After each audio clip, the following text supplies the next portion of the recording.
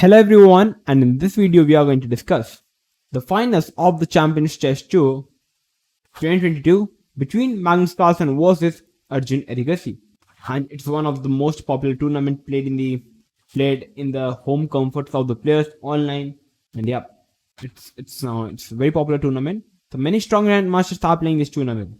So yeah, we have the finals between Magnus Carlsen versus Arjun Erigaisi, and it's going to be best of 4. So the player who scores 2.5 points is going to win the tournament. So that's how we're going to check out the game. We are going to discuss the two games, and both games are extremely well played by both the players. So let's first discuss the first game. In the first game, Magnus Carlsen was playing with the white pieces and Arjun was playing with the black pieces. But before we start the game, I want to apologize to everyone because I was not able to upload videos for like around 10 days, which was just too much, and because there were exams going on, so that's the main reason I was not able to upload the video. But now my exams are over. Now I'm going to come up with the interesting videos every day, so just keep tuned for every video now. So Magnus Carlsen playing with the white pieces starts out the game with one knight f3, and Arjun decides to play d5, g3, g6. He decides to copy Magnus, I believe.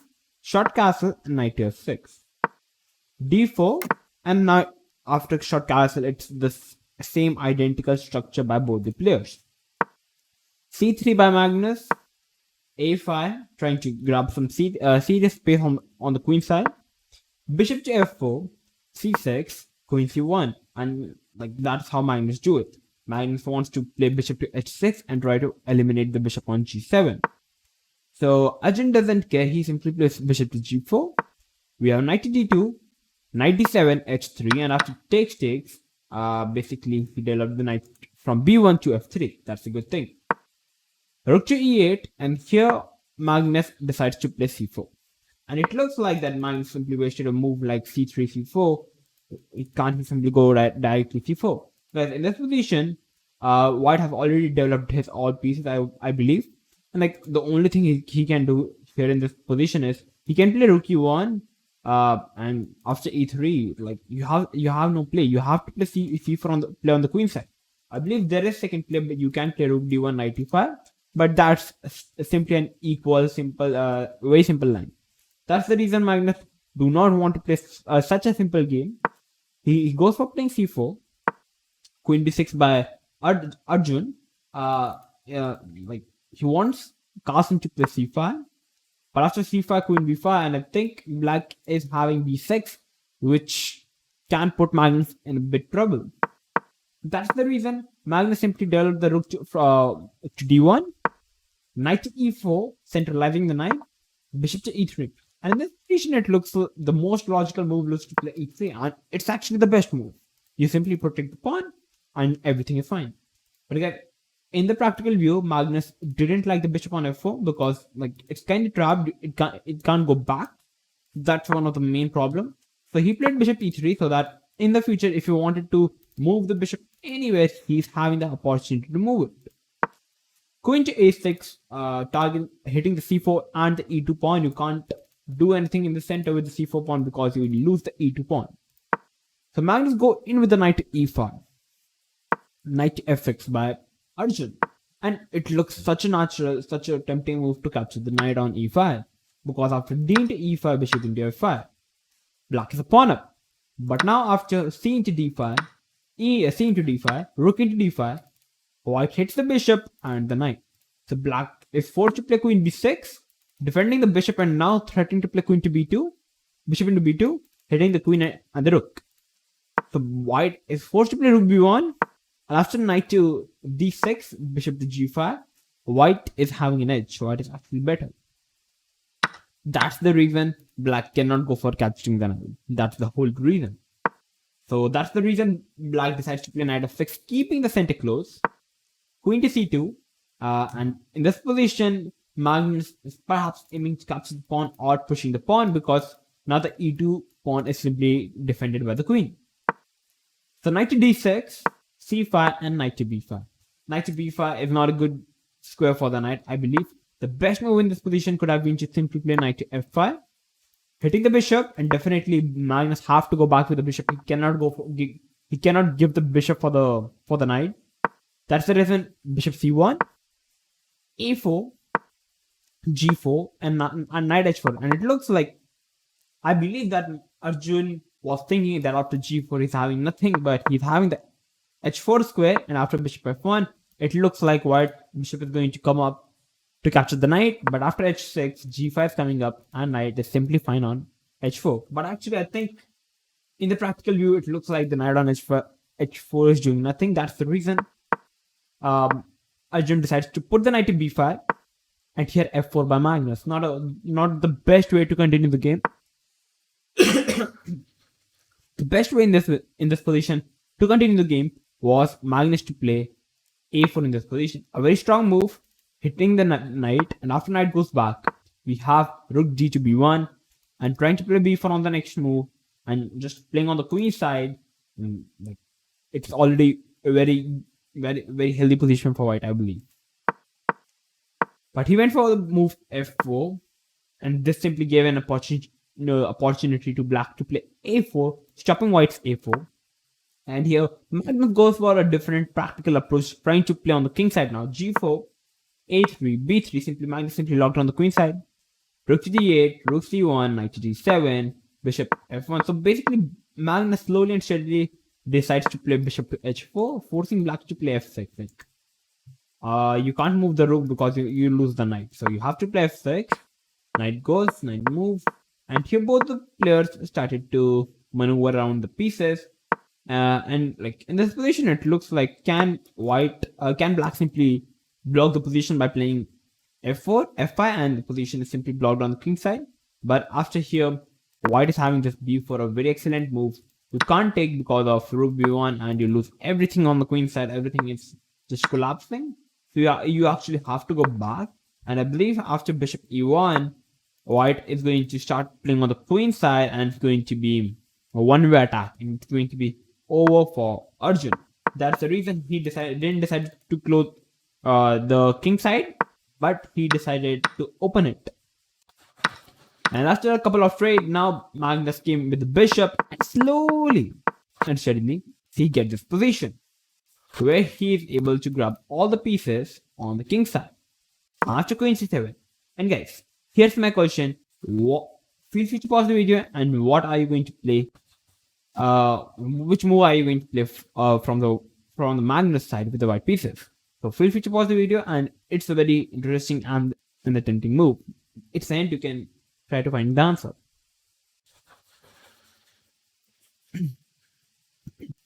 So okay, I hope that you guys must have found the move. This move is so much tempting. Bishop into g6, sacrificing the bishop at g6, queen g6, and like it looks like Magnus is just going all in.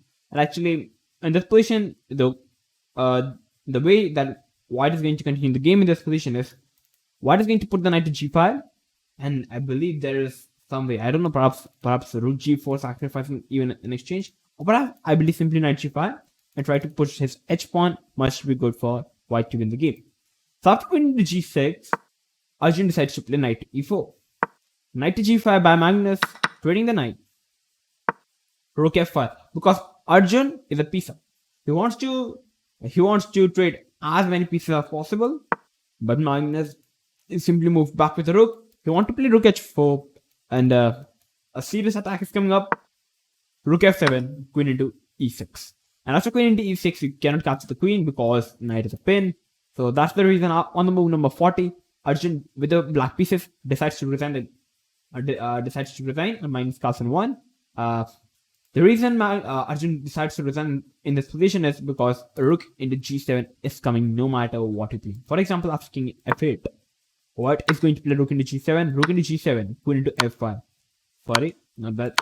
Queen into f5 comes with a check, and you are already like, I believe black is having 4 pawns, white is 3 pawns up, and it's totally crushed position for black. That's the reason Arjun decides to resign the game in the first round.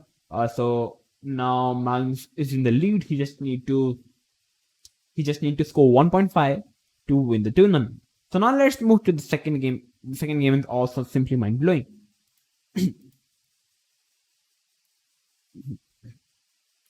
Coming to the second game, Magnus Carlsen is playing with the black pieces and Arjun with the white pieces. Starts out the game with 1 e4. And Magnus with the black pieces decides to play e5. This game is going to be superbly important to all those who play e5 against 1 e4. Because I think Magnus came up with an interesting idea in this game.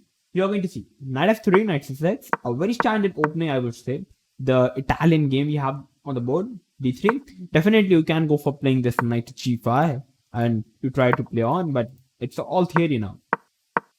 So d3, bishop to f5, bishop to c5. Even if you don't want to play knight f6, you can still go for playing bishop c5. But just remember, your opponent do not come with this Ivan's Gambit. I've already made a video on it, you can check it out. So yeah, knight f6, d3, bishop c5, c3. Definitely a very standard way for white to continue the game. White wants to execute the move d4 in the game. d6, short castle, and a5 by Magnus, trying to grab some space. That's how you play actually. That's the standard way, because stopping b4 is the main idea. a5, bishop to g5, h6, bishop h4, bishop d7. Actually, developing the bishop on d7, it looks like the best move is to play bishop g4, putting some pressure on the knight, but simply bishop d7. And you're going to see the idea. Bishop a7, chopping all this moves like d4. But the reason you play bishop a7 in this position is that after d4, you have to play bishop a7. So you're just playing the bishop a7 a move early. Knight to d2, and here we have g5 by black. You can't really capture the pawn on g5 in this position. The reason is the king having castle on the king side. If the king would have been castled, there would have been some chances that white can definitely go for sacrificing one piece for the 2 pawns, but not in this position. He's forced to go back with the bishop to g3, and now knight to e7. And now you're going to find the idea of Magnus. d4 trying to open up the position, knight to g6, d to e5.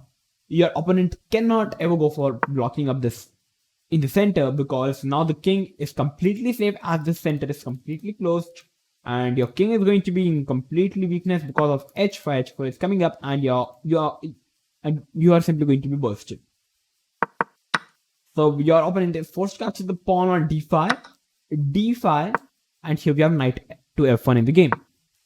It looks like capturing the pawn on e5 is a fine move. Definitely it's a fine move, but after knight into e5, bishop into e5, now black comes up with the move. Bishop into f2 check, king f2, knight check, king move, knight into, and here you play knight to f3, and it looks like white is simply giving up the bishop. But after knight f3, knight into c4, now comes queen to d4, hitting the knight and the rook, and after short castle takes a fine position after bishop e6 for both the sides. The e4 pawn is a bit weak, it's an isolated pawn, but in the exchange you are having some weakness on the king side, some weakness, I don't know, but it's too hard for white to win the game. So that's perhaps one of the reasons that Arjun didn't want to simplify this much, or perhaps he didn't saw till that, because it's just a 2 deep line, I believe.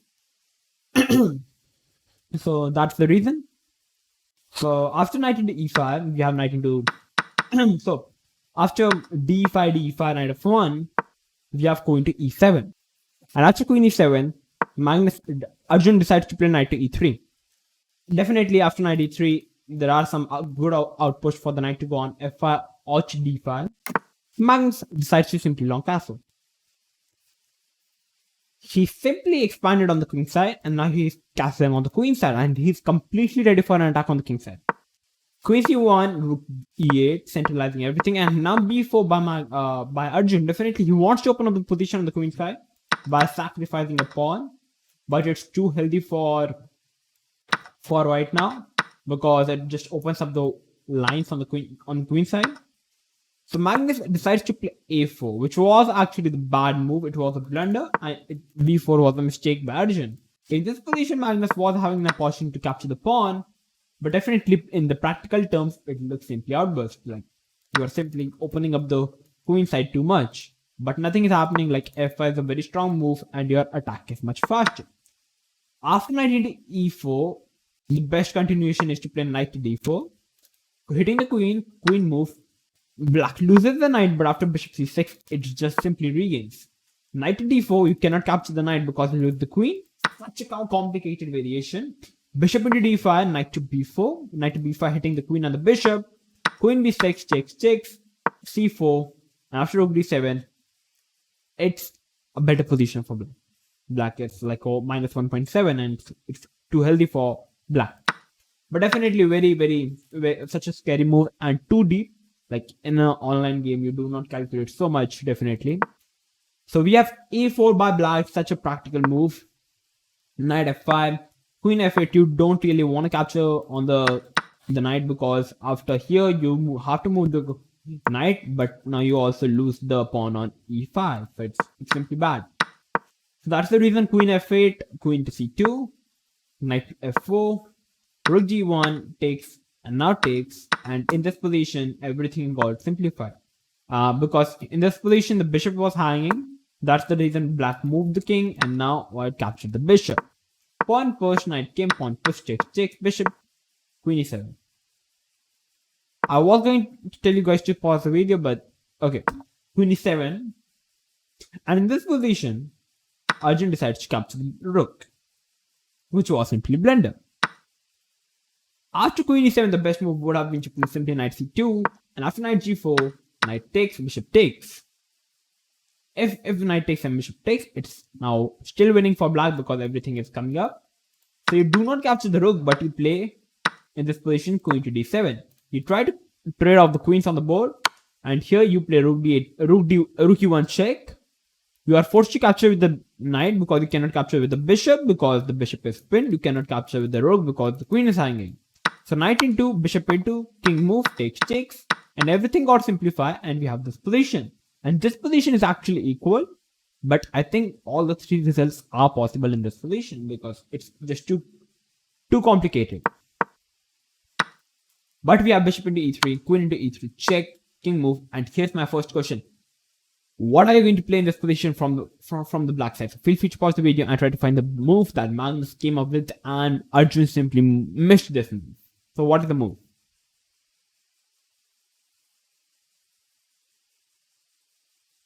Okay, so I hope that you guys must have came up with this fantastic move. Something like capturing the pawn is simply losing because of x6 check, here, check, and it's a mate. So you have to come up with something faster, which is knight d5. And the only reason for playing this move is you are basically stopping this rook check. Like after knight c6 check, after pawn takes, now there is no more rook check because the knight is on between. So after bishop into d5, knight g4, and it's mate in one, queen f2 is coming up, and there's no way to stop it, and you cannot stop the mate. Everything is packed up. The only best try that white can do is simply sacrifice the queen, but that's not worth it. It's just completely losing. That's the reason after knight g4 on the move number 29, only 29, Arjun decides to resign the game. Fantastic victory by Magnus, and in the third round he simply drew the game. The game was Sicilian Alapen. If you want the video, I can simply make the video, just tell me in the comment box below. But yeah, it was simply a drawish game. Magnus decides to draw. Magnus simply drew the game, and Magnus became the champion of the Champions Chess Tour 2022. And yeah, a very tough fight by Arjun, I believe. But like till here, the position was simply fine.